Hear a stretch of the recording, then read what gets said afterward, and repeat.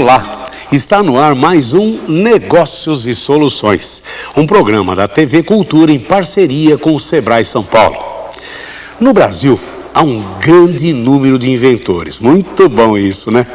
Só que, depois de usar toda a criatividade para desenvolver um produto, muitos não sabem como ganhar dinheiro com as suas ideias. É sobre esse importante assunto que vamos conversar no programa de hoje. O que é a patente? E você vai saber como fazer para registrar uma ideia e também qual a melhor forma de obter lucro com ela. E para entender melhor o que é patente, fique atento à explicação do Paulo Melchor, consultor Sebrae São Paulo.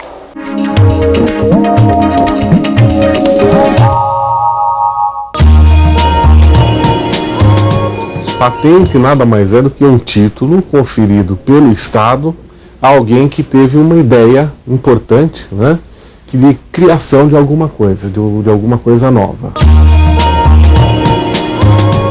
A patente, ela precisa ter 3 requisitos importantes. Primeiro, que a patente seja alguma coisa nova, que não exista, né, tem que ter o critério da novidade. E segundo, tem atividade inventiva, que é aquele trabalho intelectual, né, para que se possa criar aquele produto novo. Não basta ser simplesmente uma decorrência de um processo natural que alguém chega àquela conclusão. E por fim tem que ser um objeto que seja passível de ser industrializável. O pedido de patente pode ser feito pela própria pessoa, pode ser por um escritório de advocacia, um advogado, ou então por uma empresa especializada que é agente de propriedade industrial. Então são empresas que têm um registro, no INPI e podem atuar, nessa atividade. Ele pode fazer a produção, ele mesmo, diretamente, se ele tiver condições para isso, de industrializar, de produzir, ou então fazer uma cessão da patente, que é uma transferência, como se ele fosse vender aquele título de patente. Ele transfere totalmente, integralmente o título de patente. Isso é a cessão de patente. Ou então ele pode fazer ainda uma licença do uso de patente. Quer dizer, a patente continua no nome dele, mas ele licencia uma empresa a industrializar mediante o pagamento de royalties mensal. E agora que já sabemos o que é e para que serve uma patente, vamos para um breve intervalo e voltamos já já a falar desse assunto tão importante. Até já!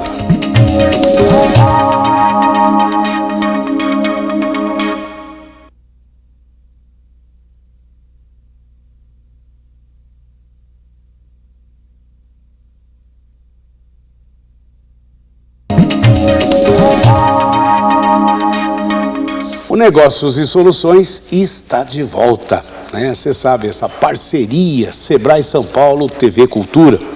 E agora conosco no estúdio, 2 feras para falar desse assunto tão importante sobre patente. A Sandra Regina Fiorentini e o Antônio Carlos Larúbia. Eu já começo com a Sandra. Sandra, diferença básica entre patente e marca é a mesma coisa, não? Não, são coisas distintas. Totalmente diferentes. Totalmente diferente. A marca é o sinal distintivo que identifica um produto ou um serviço.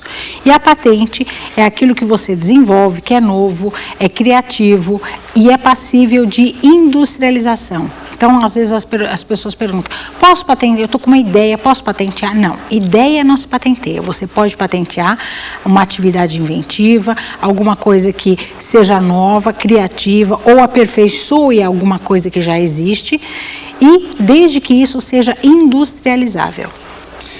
Ô Larúbia, o registro da patente demora muito tempo a sair, não é isso? Ele é um processo demorado, porque ele pressupõe uma análise técnica de se aquela proposta é viável, se vai se comparar com outra, se não existe nenhuma possibilidade de já existir aquele produto no mercado, aquela ideia no mercado. Então, todo esse processo de análise é demorado. E, além disso, a gente tem uma burocracia característica do Estado brasileiro, que é extremamente burocrático e moroso. Que pena, né, com relação a isso. Ô, Sandra, quais os passos? O que deve fazer? Como deve agir? Então, o que ele vai fazer? Ele buscar informações no INPI, que é o Instituto Nacional de Propriedade Industrial, e lá ele vai dar entrada no seu pedido de patente. E ele vai elaborar o pedido de patente, onde ele vai fazer, por exemplo, o descritivo do produto, vai descrever o que é, né? Depois tem a segunda parte da patente, né? Do pedido de patente, ele vai fazer as reivindicações. Nesse momento, ele tem que colocar tudo que ele poderá crescer aquela ideia original, aquele produto básico, que possa dar uma qualidade diferenciada a esse produto. E aí ele vai começar o quê? A fortalecer aquele pedido de patente. E depois ele vai fazer o quê? Juntar desenhos, quando for o caso, especificações técnicas, e depois vai fazer o resumo. Ô Sandra, você falou da importância de ter profissionais assessorando o nosso inventor ou o nosso criador. Isso significa custo, porque além desses profissionais que você vai ter que remunerar, ainda tem taxas para colocar. Quer dizer, no fundo, demora para caramba para sair. Tem custos, os custos podem ser elevados. Não há uma quase que intenção de desinteressar aí a registrar a patente? O ideal é que todos registrem a sua patente. Quer dizer, mesmo com esses obstáculos, o ideal é que... Então, ele vai verificar o quê? Quanto custa isso no INPI, pelo site do INPI, ele vai consultar quais são as taxas. E vai fazer uma busca no mercado, vai fazer uma pesquisa, vai verificar em várias empresas, vai fazer um contrato de prestação de serviços, de repente ele pode até conseguir um parcelamento, né, com a própria empresa que ele vai contratar, para que ele tenha uma patente. Por quê? Essa patente vai dar o quê? Garantia. Porque ele economicamente, ele vai poder comercializar esse produto, vai licenciar o uso dessa patente para uma indústria, caso ele não seja, porque a característica do nosso inventor, do nosso criador, muitas vezes ele não é do ramo. Ele é aquele curioso que fica observando, que busca, né, uma melhoria num produto, ou tem uma ideia e aí coloca em prática. Então, geralmente, ele não é do ramo. Então, o inventor, o criador, ele pode depois, se ele não for do ramo, licenciar o uso dessa patente para uma indústria. E nisso ele está tendo o retorno do investimento dele. E economicamente, para ele é melhor, né? Porque quando ele cria alguma coisa, quando ele inventa, ele quer ver isso sendo comercializado. Né? Esse é o sonho de todo inventor. Nem sempre o inventor é o executor, é aquele que realmente consegue fazer. Agora a gente vai acompanhar a história de um empresário que teve uma ideia nada comum. Vamos ver o que ele fez. Acompanhe conosco na matéria. A ideia surgiu num momento como esse. Deita. O melhor amigo, o Doberman Átila, foi a inspiração. Vem aqui. Eu saí, né, para dar uma volta com ele. Aí acabamos, como ele anda sempre solto e tal, e ele, para atravessar a rua, ele fica ali, né, naquela posição e tal. E aí ele estava parado para atravessar a rua, daí eu olhei para ele e eu pensei, falei, pô, será que nunca ninguém fez manequim de cachorro, né, com essa febre que tem de pet shop e tudo mais? Eu pensei em fazer manequim de cachorro. A ideia virou negócio com a ajuda de um sócio investidor. Hoje o Fábio fabrica 4 modelos de cães: Pitbull, Poodle, Labrador e Dachshund, o popular salsicha. Os manequins são tão reais que dá para brincar de adivinhar. Onde está o Átila? Antes de começar a produção, o Fábio pesquisou muito. Aí eu fui pesquisar na internet, fui ver, né, se existia isso, tanto aqui como fora e tudo mais, e não achei em lugar nenhum, né? Então eu fui atrás de alguns sites de marcas de patentes, para ver o que eu poderia fazer.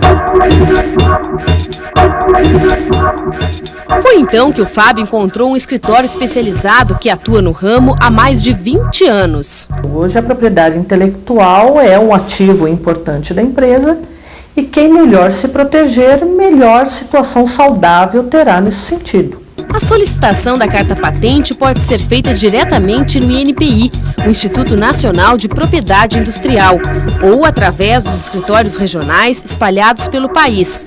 Só que é preciso paciência. Apesar de funcionar, de ser uma coisa bacana, mas a burocracia aqui no Brasil continua a mesma, né? Então demora aí 4, 5 anos para ter um processo todo pronto até que você tenha a patente do negócio.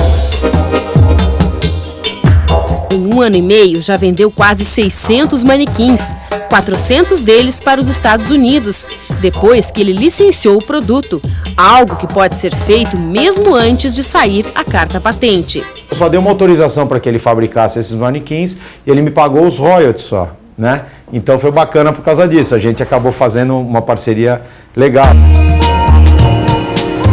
Depois da experiência acumulada nas 2 décadas em que atende brasileiros e estrangeiros, entre eles os asiáticos, Rosa faz uma comparação. Tem que quebrar um pouco essa imagem que asiático só copia, só pirateia. Ele copia e pirateia o que é dos outros, porque o dele ele está protegendo. Enquanto que o brasileiro ainda não tem essa cultura firmada.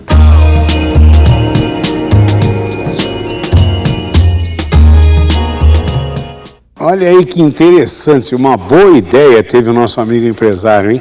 E ô Sandra, agora ele deve ter registrado, provavelmente ainda não saiu a patente dele, já que vai demorar 10 anos, em média 10 anos para sair. Pergunto, se alguém quiser copiar o nosso amigo empresário aí, fazendo os cachorrinhos também, pode ter problema não? Olha, do que ele colocou aí, pode ser que, ele falou 4 ou 5 anos, né? Então pode ser que já tenha saído o registro dele de patente. Se saiu, porque é uma coisa tem... mais simples. Se sair o registro dele de patente, ninguém vai poder copiar. Porque o direito é dele, tanto é que essa empresa americana que ele licenciou, ele não vai produzir nada, ele só autorizou alguém a produzir aquilo igual a ele, mas só mediante autorização. Se ele não desse autorização, essa empresa americana não iria fazer igual. Larubia, a história de patente, então, quando você faz aqui no INPI, vale para o mundo inteiro? Não. A patente, ela vale para o território nacional onde você registra. Então, provavelmente, o nosso amigo, ele registrou no Brasil e a partir do momento que ele registra no Brasil, ele tem um tempo de prioridade para ele registrar nos outros países do mundo onde ele tem interesse, onde ele acha que pode ter um mercado. Então, é importante também saber qual é a expectativa de aonde eu posso colocar o meu produto. Pô, se o meu produto ele só serve para o Brasil, então eu só vou patentear no mercado brasileiro. Agora, se o meu produto só serve também para o mercado japonês, ou para o mercado europeu, ou para o mercado americano, eu tenho que escolher aonde eu vou patentear também esse produto.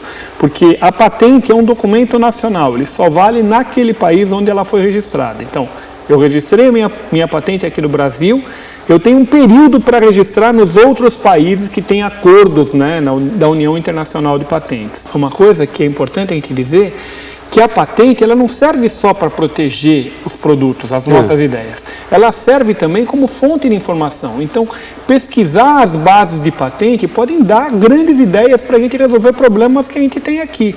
Muitas vezes essas ideias não estão protegidas no Brasil, quer dizer, o cara patenteou no mercado americano e não está nem aí com o mercado brasileiro. Então você pode pegar e olhar e começar a produzir aqui no Brasil. Ou você pode olhar aquela ideia e evoluir em cima daquela ideia para melhorar e desenvolver produtos. Você pode até fazer acordos com ele, se você quiser comercializar, ou você usa aquelas soluções na sua produção, no seu processo produtivo. Então, a patente tem que ser entendida também como uma fonte de informação, principalmente para a pequena empresa, que não tem grandes possibilidades de obter informação. A patente é uma fonte de informação riquíssima. Sandra, e no caso de um produto que já existe, por exemplo, vamos lá, a caneta, vai. Alguém patenteou essa caneta porque inventou a caneta, beleza. Agora eu melhoro essa caneta, eu crio uma coisa diferente nela, um botão extraordinário, ela fala papai e mamãe também, além de escrever. Também tem que passar por registro de patente, é o mesmo tipo de registro, não é? Quantos tipos de registro de patente a gente tem? Nós temos, vamos supor, o registro da marca, né, a marca do produto. Nós temos o registro da patente de invenção, ou seja, eu criei alguma coisa que não existe no mercado. E temos o registro de modelo de utilidade, ou seja, um aperfeiçoamento de alguma coisa que já existe.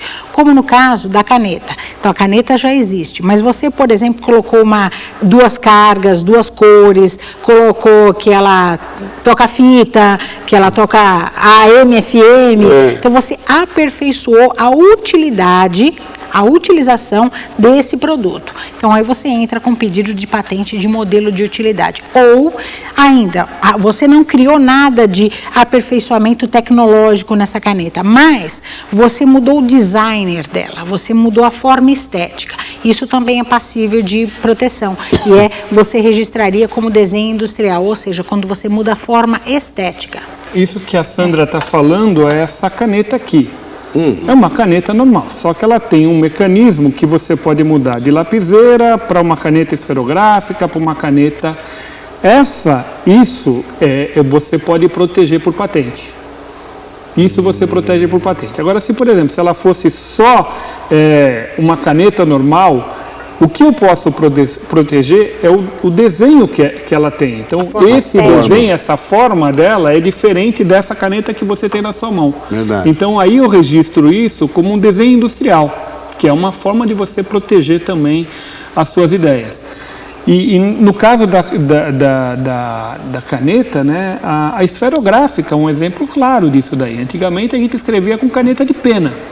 Quando aquele argentino lá bolou a coisinha lá da caneta, ele foi, patenteou na Argentina primeiro, patenteou na Europa e vendeu essa patente dele. Ele ganhou uma grana razoável com o licenciamento da caneta esferográfica.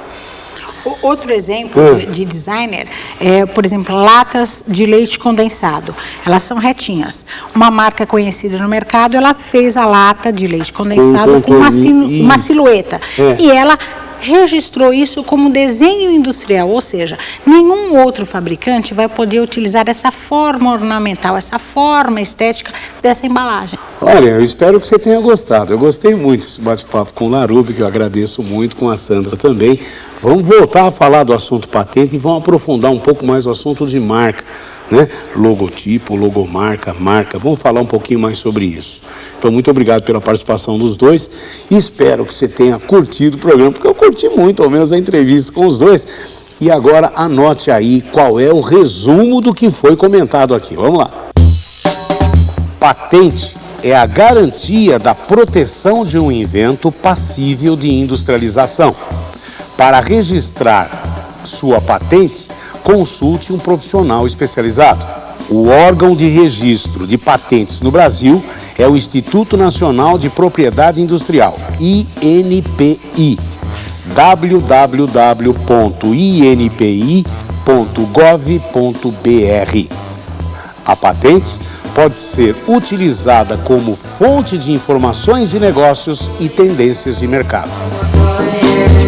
E o Negócio de Soluções vai para um rápido intervalo e volta já já. Aguarde.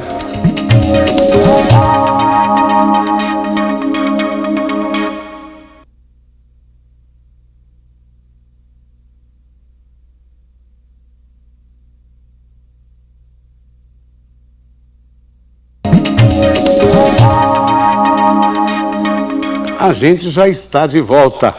Nós sempre falamos aqui no programa que um dos fatores para o sucesso de uma empresa é a criatividade, não é mesmo?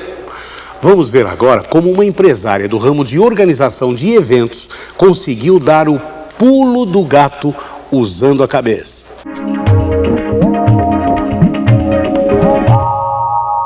Estamos no mercado desde 2002. Tá? A Convicta é uma agência de eventos, né? Uma produtora de eventos que a gente faz tudo que o cliente precisar. Desde a entrada do briefing, a gente pode ajudar ele na captação do briefing, tudo, até a finalização e entrega do evento completo, tá? Gerenciamento financeiro e tudo mais. Os principais eventos que a gente organiza são os eventos corporativos. Tá? Então, eventos mais focados, desde um lançamento de produto, um coffee break interno para um cliente, até uma festa de confraternização de final de ano. Os coffee breaks temáticos, eles surgiram pelo seguinte: começou com um cliente meu, ele ia participar de uma feira, era a primeira vez, ele é produtor de cogumelos. Então, e os funcionários são super simples, nunca tinham participado de feira nenhuma, e eles iam ter que trabalhar em esquema, né, de escala e tal. Então, como fazer com que eles comprassem a ideia de participar dessa feira de uma maneira agradável? Então, nós montamos um coffee break para eles, com os próprios produtos fabricados e produzidos por eles, que são os cogumelos. Então, o coffee, a parte de cardápio foi feita em cima do produto do cliente. E o tema foi criar uma fazendinha. Hoje a gente sempre tenta oferecer para o cliente algo temático, ou seja, de repente o cliente não quer um cliente muito conservador, não quer nada muito diferente. Então, quais são as cores do logotipo da empresa? É roxo e amarelo. Então, a gente tenta levar todas as cores do Coffee Break, nem que seja numa decoração floral, ou toalha, até mesmo guardanapo, para as cores da empresa deles. Hoje, com essa gama de produtos, a gente consegue estar atingindo um número muito maior de clientes no mercado, né? Principalmente por ter um diferencial. Então, a gente liga para a empresa para marcar uma reunião, olha, eu faço coffee break temático, então é muito mais fácil a abertura e né, o cliente nos recebe de uma maneira diferenciada mesmo, tá? Os coffee temáticos hoje eles representam uma média de 70% do nosso faturamento. Eu não vejo a Convicta como uma empresa que fique no mercado única e exclusivamente com um produto sem atualização. Eu acho que ela é sempre inovadora e a gente está sempre em busca disso. Muito criativa essa empresária, né? Ela teve uma boa sacada e colocou em prática um belo pulo do gato. Hoje é dia da mulherada no programa. Você vai conhecer agora uma das maiores empresárias do setor imobiliário do Brasil. Quem nunca ouviu falar de Valentina Caram? Pois para chegar no topo, ela batalhou muito e nunca pensou que seria fácil.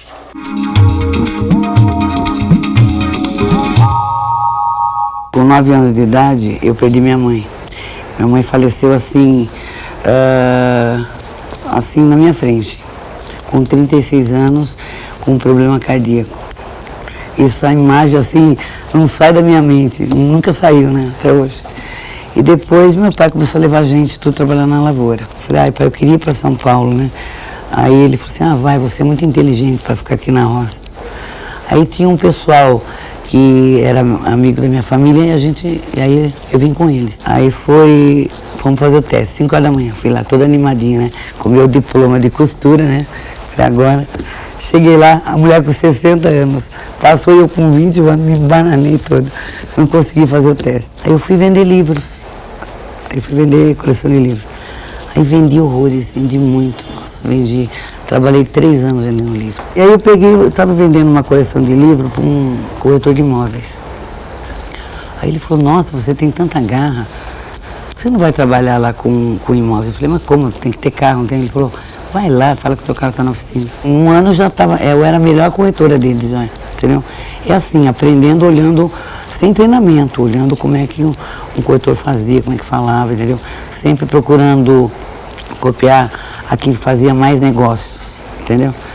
E aí fiquei 3 anos, montei meu escritório, meu primeiro escritório, uma salinha. Aí foi crescendo, aí comecei a ficar com muito cliente, a imprensa já vinha atrás de mim, entendeu? E aí comecei a pegar um corretor, depois 2, depois 3. Nunca comece por cima, você não consegue construir uma casa pelo telhado. Então assim, se você quer ser uma empresária, começa com uma coisa pequena, começa com uma salinha, depois 2, depois 3 e vai subindo assim gradativamente, para crescer com base. Quando você vê, você já está lá no topo, mas com base.